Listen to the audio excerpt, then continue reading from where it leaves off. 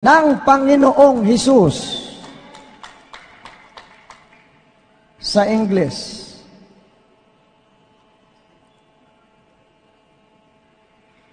when they heard this, they were baptized in the name of the Lord Jesus. When they heard this, they were baptized in the name of the Lord Jesus.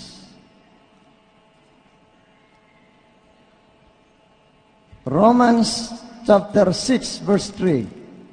Romans chapter 6 verse 3. O hindi baga ninyo nalalaman na tayong lahat ng mga nabautismuhan kay Kristo Jesus ay nangabautismuhan sa Kanyang kamatayan? O hindi baga ninyo nalalaman na tayong lahat na nangabautismuhan kay Kristo Jesus ay nangabautismuhan sa Kanyang kamatayan? In English,